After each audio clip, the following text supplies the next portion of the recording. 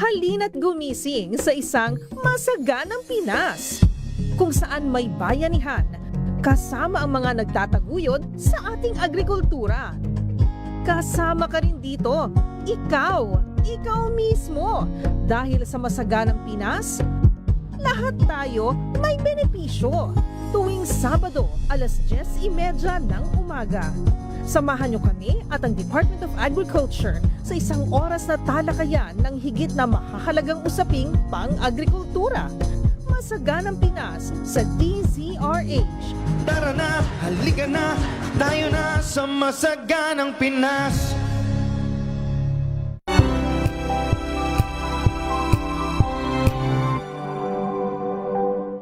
Maulan man, no worries na amoy kulog ang damit. Charm Fabcon, bangong kumakabloom, tanggal amoy kulog sa bango ng charm. Kaya gamit ko, Charm Fabcon with Bloom Fresh Technology. Kills 99.9% of kulob-causing bacteria.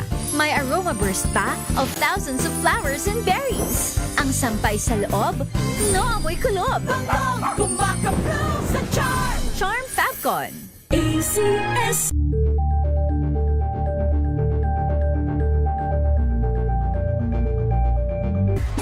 Galalala Fabcon. Galalala Fabcon. Ang bango ng sampayan, tara na magsayawan. Calafabcon, amoy nakaka-joyful.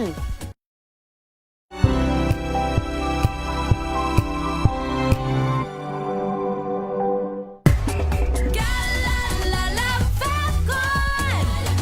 Galalala Fabcon. Ang bango ng sampayan, tara na magsayawan. Calafabcon, amoy nakaka-joyful.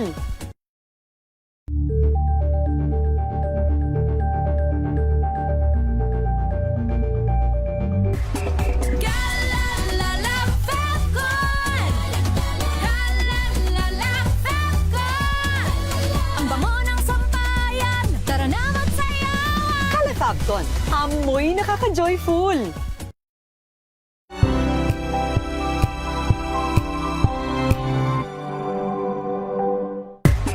Galalala Fabcon. Galalala Fabcon. Ang bango ng sampayan, tara na magsayawan. Calafabcon, amoy nakaka-joyful. May nagbago, may arte, may budget. Akala nyo lang yon. So solid. White rose papaya, wow, white rose. White rose papaya, wow, white rose. White rose papaya. May glow up with a white rose papaya. White Rose Papaya. May puti power times 2 kasi may papaya at niacinamide. May shea butter and tea tree oil pa. Kutis sulit ang glow May up. glow up with a white rose papaya. White Rose Papaya. Kutis sulit ang glow up. ACS. Galalala Fabcon. Galalala Fabcon. Ang bango ng sampayan, tara na magsayawan. Calafabcon, amoy nakaka-joyful.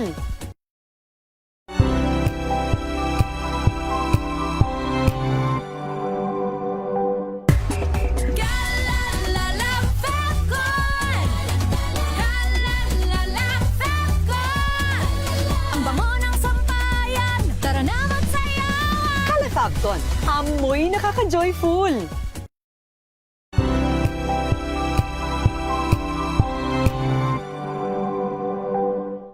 Maagang balitaan, maagang usapan sa mga issue at balita. Kasama si Kuya Angelo Palmones sa Magandang Umaga Pilipinas. Mula Lunes hanggang Biyernes. Number 1 na naman ang inyong DZRH sa latest survey ng Kantar Media na inilabas nitong January 2026. Hindi lang sa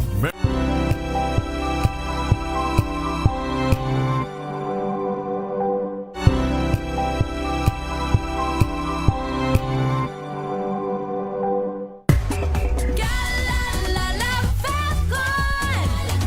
Galalala Fabcon. Ang bango ng sampayan, tara na magsayawan. Falcon, amoy nakaka-joyful.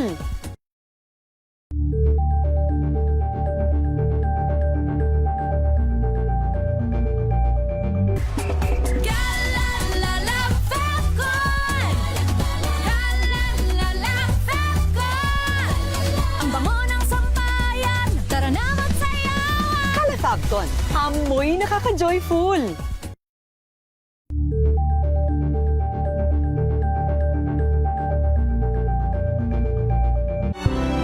Dos! Walang takot sa paghimay sa masalimuot na isyu ng bayan. Dos por dos! Humahataw na mga balita at impormasyon. Dos por dos! Ating damhin, ating lasapin ang hagupit na Dos por dos!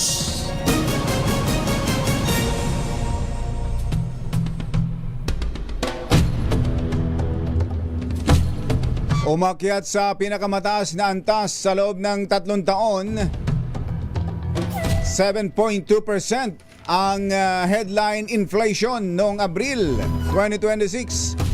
Dahil sa pagsipa ng gasto sa pagkain, pabahay at transportasyon na nagtulak sa consumer prices sa gitna ng patuloy na tensyon sa Middle East.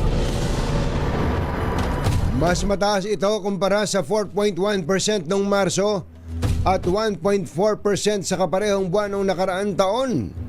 Lampas din ito sa forecast ng Bangko Sentral ng Pilipinas na nasa pagitan lang ng 5.6 at 6.4%. Sinabi ni Philippine Statistics Authority Chief Dennis Mapa na dahil sa tumataas na inflation, ang purchasing power ng piso ay bumagsak sa pinakamababang level nito sa nakalipas na 8 taon, na ngayon ay katumbas na lamang ng 73 centavos. No, ganun. Ang isang piso. Yung piso, yung halaga niya. Yung piso noong 8 years ago, 73 centavos na lang ang katumbas ngayon. Ayon kay Mapa, ito ang pinakamabilis na pagtaas ng presyo simula nang umabot sa 7.6% ang inflation noong March 2023 dahil sa pagsirit ng presyo ng mga food at non-food indices. Isyu ng bayan. Katotohanan. Dos por dos! Pag maitim ang balak, magtago ka na. Dos por dos! Si Jerry at si Anthony, narito na. Dos por dos! Hahataw ng todo, urado ka. Dos por dos! Ang katotohanan, dala nila. Dos por dos! Walang sinasamba pali, maniwala ka. Dos por dos! Hataw ng gusto, tol, umasa ka. Dos por dos! Dos por dos!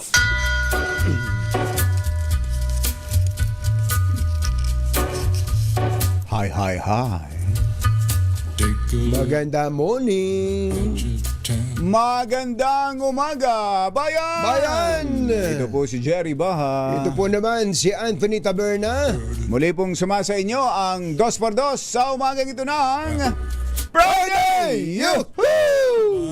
Kumusta kayo mga textmates, mga text partners, mga kapamilya, kapuso, kapatid, kabarkada, mga kapitbahay?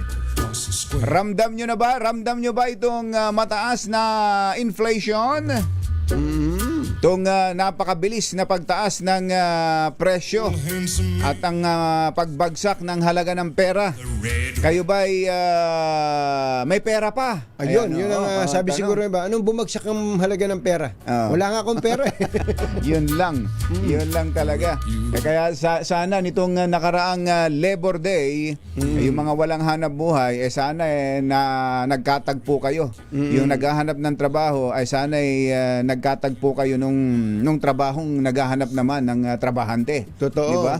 Yun ang yung hindi magkatagpo hanggang sa may time na nagkakasawaan na sa paghahanap. Hanggang sa tinamad na yung trabaho, tinamad na rin yung naghahanap ng trabaho. Hindi na sila nagkita. Hindi sila nagkita Oo. Kaya ayun, yun ang kaya diyan umaasa ang tao sa gobyerno kung paano mag-eyeball. Eyeball, totoo. Mag-eyeball ang naghahanap ng trabaho at ang trabaho. Ayan. At ang kita nyo ba, sumasapat doon naman sa mga may trabaho. Yun. Kaya nga selos na selos ang marami sa ating mga minimum wage earners. Kung ano-ano nang napapanood ko sa TikTok at Facebook kung batsero. Mga reels, ano? Mga reels tulad doon sa Pantawid Pamilyang napanood mo ba 'yon? Na may bumibili ng ano yata 'yun serbesa yata yung binibili. Bibili ng serbesa yung sa 4-piece po kami. Sa 4-piece pa kayo. Libre na ayan. Tulong namin sa inyo. Alam naman natin na ang mga 4-piece ay talagang baka pulutan, sabi. Pulutan, baka kailangan nyo pa ng pulutan. Yung mga pang-asar na lang pasarkastikong pagpaparating ng sama ng loob ng mga working class, working mga class nagtatrabaho. At valid po 'yun. Totoo po 'yun. Tunay na damdamin po 'yan ng marami sa ating mga kababayan. Kaya nga noon pa sinasabi natin, kung aayudahan ng tricycle driver, jeepney driver, TNVS driver, paano naman yung mga minimum wage earners na mga nagtatrabaho sa pabrika, sa nasa manufacturing. Kaya nga nagkukan tayo kung batsero nagmumungkahi tayo. Bagamat yung mungkahi natin parang alam natin gaano karami pera ang meron ng gobyerno. Magbigay na sa lahat. Meron, Total naman alam na, especially mas madaling bigyan yung mga nagtatrabaho na. Yun. Halimbawa, yun nga sinasabi natin, mas masarap bigyan yung mas masarap bigyan yung kumakayod. Kaya nga, di ba? Talaga yung pasarkastikong kawawa naman kayo mga 4-piece, sabi nung alam mo, kumbatsero, para lang wag naman kayong masyadong masuklam sa 4-piece, Pagka pinag-aralan nyo po yung 4-piece, yung totoong konsepto ng 4-piece, yung pantawid. Kaya nga ang salita, pantawid. Pantawid. Ibig sabihin, hindi habang panahon. Hindi habang panahon. Napakaganda po ng konsepto na to Yung bang talagang mga nangangailangan, tutulungan mo para makatayo sila. Ayan. Sa sarili nilang paa. At kapag nakakatayo certain period lang Ayan, kapag natulungan na, dapat nakakatayo na kayo. Kaya nyo na. Iba naman ang tutulungan. Ang ganda po ng konsepto nito at ito naman ay hindi original sa atin. Ito po ay ginagawa rin sa ibang mga bansang katulad nating developing nation kung tawagin. Kaya wag po nating ipagdaramdam 'yon. Ano ba, gusto mo bang ikaw ay tinutulungan habang panahon?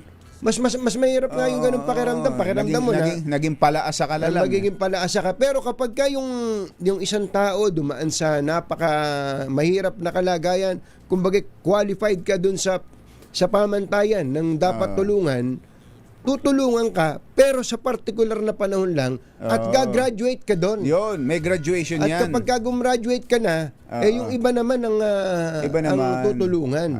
Kaya ito, dapat makabalita na tayo at makapagbigay ng update na sa atin sa pagbibigay din nga ng tulong doon sa ibang mga affected. Lalo na ngayon. Ayan 7.3.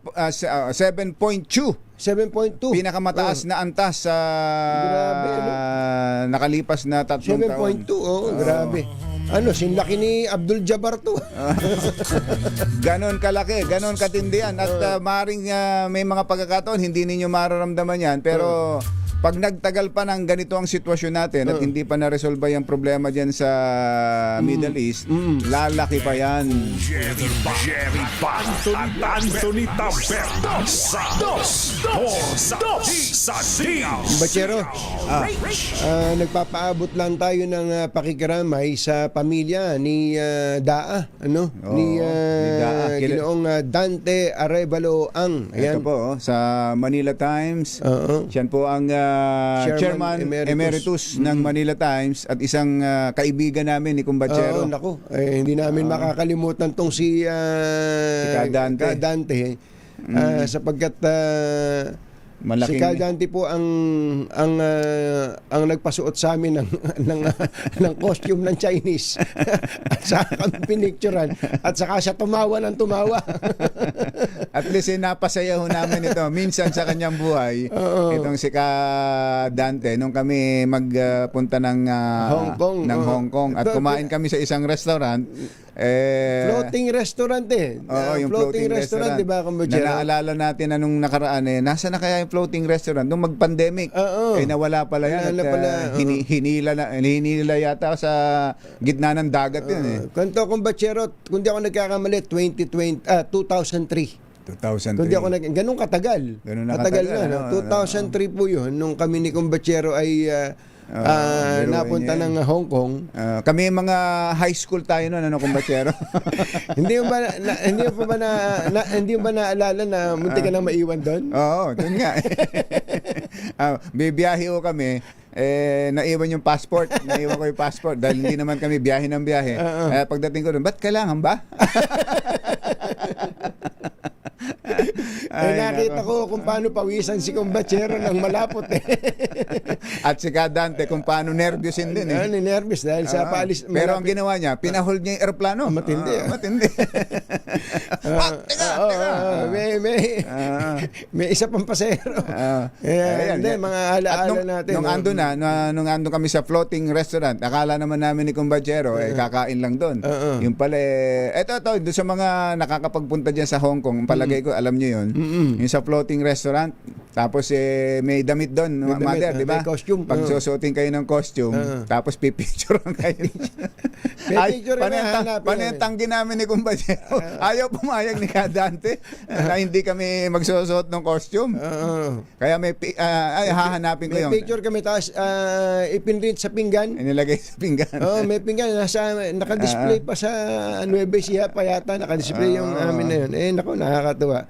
Anyway, sa mga marami pong, I'm sure marami pong mga alaala, mga masasayang kwento tungkol kay Ka Dante. Siya po yung bumili ng Manila Times noong 2001. Ayan, Siya po ang naging publisher ng Manila Times noong 2000. Pawala na sana noon ng Manila Times. Malapit nang magsara ang Manila Times. Sinagip po ni Ka Dante. At itong si Ka Dante ang tunay na tagapagtaguyod ng malayang pamamahayag. Yes.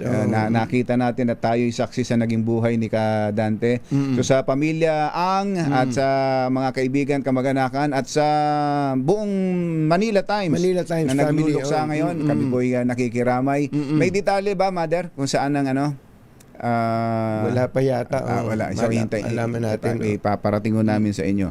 So, kami po ay nagpapaabot ng pakikiramay. Ang mga kumbatsero ng bayan, Katunying at Ka Jerry. 2x2.